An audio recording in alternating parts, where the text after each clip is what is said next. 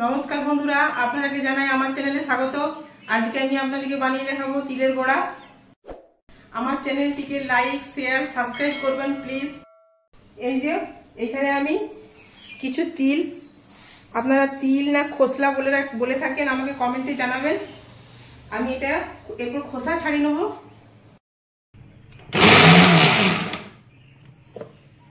এই যে ঢাকাটা খুললাম, এই দেখুন বন্ধুরা, খুব সুন্দর খোসা ছাড়ানো গেছে।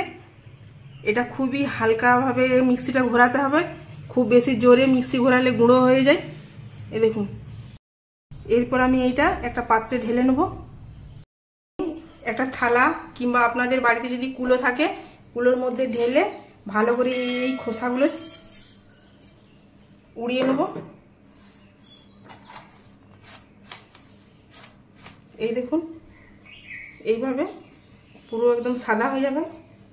দেখুন কি সুন্দর পরিষ্কার হয়ে গেছে। এরপর আমি এটা একটু জলে ভিজিয়ে রাখবো।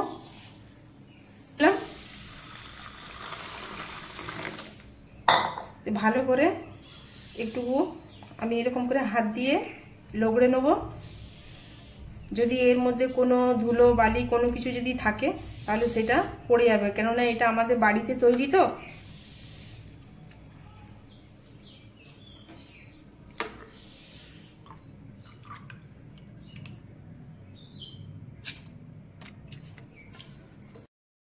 এরপর আমি ধুয়ে রাখা এই যে তিল বা খোসলাটা আমি এরপর মিক্সিতে পিষে নেব।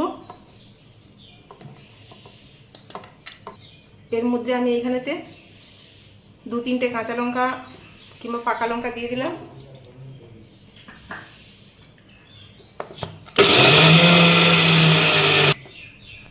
এই দেখুন আধ বাটা হয়েছে। আমি এর মধ্যে এইখানে আমার কিছু কেটে রাখা পেঁয়াজ দিয়ে দিলাম। এই পেঁয়াজটা দিলে টেস্ট খুব ভালো হয়, আপনারা চাইলে কুচি করেও দিতে পারেন। আমি এরপরে এটা একটা পাত্রেতে ঢেলে নেব।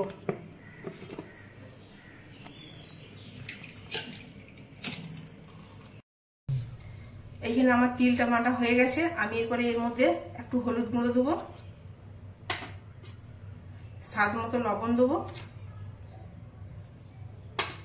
এইখানে আধ পাকা লঙ্কা দিয়ে রেখেছিলাম তিলের সঙ্গে, আমি আরেকটুকু লঙ্কা গুঁড়ো দিয়ে দেবো।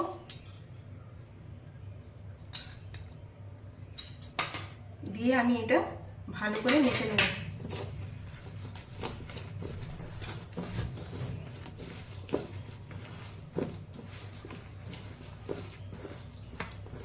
খুব সুন্দর আমার এটা মাখা হয়ে গেছে। আমি এরপরে একটি ফ্রাই প্যানের মধ্যে সরষের তেল দিয়ে দিলাম। তেল গরম হয়ে গেছে। এরপর আমি একে একে বড়াগুলো দিয়ে দেবো।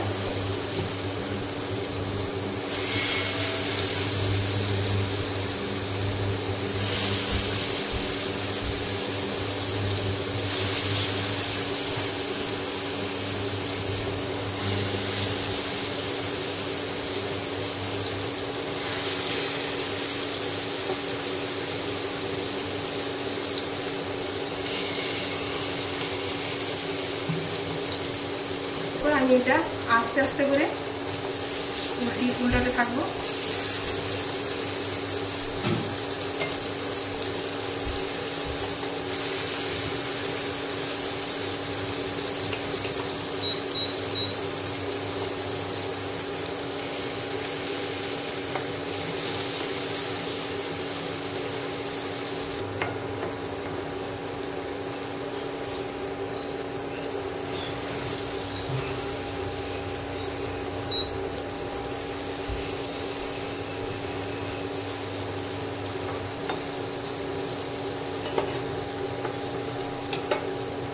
আমি বড়াগুলো তুলে নেব। এই দেখুন খুব সুন্দর হয়ে গেছে।